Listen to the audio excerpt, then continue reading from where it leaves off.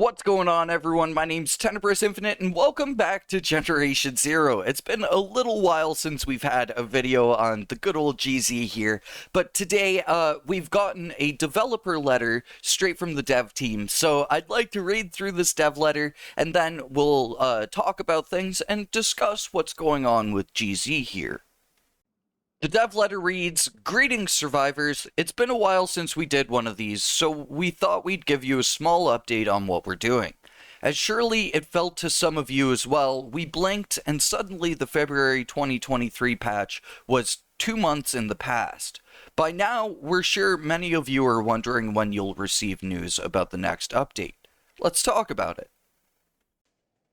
First of all, no, we don't have a release date for patch 26 yet. We will not be able to release it in April, but we are in the final stretch of development.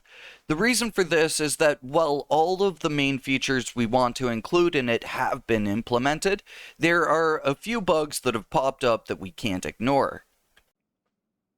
When we started working on this patch, we already had a timeline in mind that would allow for a longer quality assurance period than previous updates. We believe that investing more time into testing the changes we make means that there will be fewer bugs that slip past us, resulting in a much better overall player experience. What happens now? Right now, we're going through another round of bug fixes. These are primarily related to a new feature we're introducing in this update, which will add more things to do on a recurring basis. After that, we'll do another round of testing, and as soon as that's done, we'll schedule the patch and announce the release date. When is that? While we can't commit to a specific date yet, we think the wait will be well worth it. When we've locked in the release date for this update, we can also start working on a public roadmap for the rest of the year, but that will take more time. In the long run, we believe that this change to our development cycle will improve the quality of each update, giving us more time to work on exciting new features. Thank you for your support. The Resistance fights on. The Generation Zero dev team." So, y'all know how I do things by now. Let's go through the good before we go through the bad, because I do think that there is some really solid good in this dev letter. And the first of which is the new feature, even though it's also going to be kind of part of the bad, is the fact that this new feature will be introducing more things for us to do on a recurring basis. It's interesting, and I'm very curious to see what that will actually mean.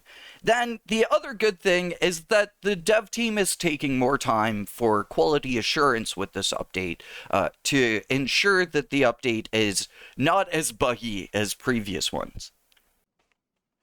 And now let's get to the bad, and I'm going to try to say this in just as constructive of a way as possible.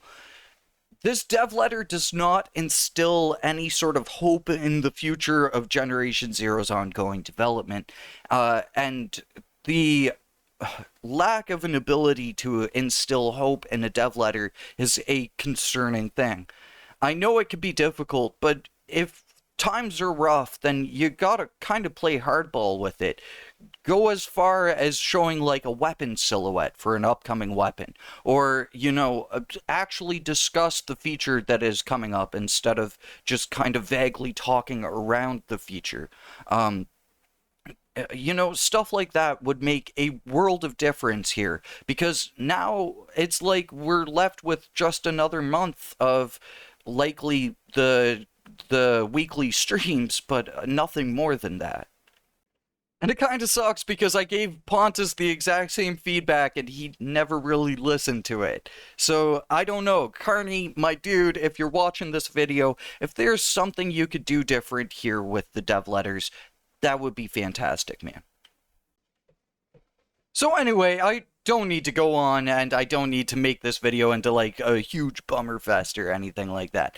But, either way, silver linings, glimmers of hope or not, I'm going to be here for Generation Zero and I'm going to stick it through until the end.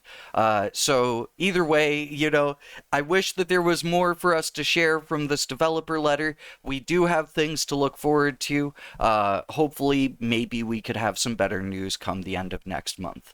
But for now, thank you very much for watching this video, and I will catch you all in the next one. Until then, peace.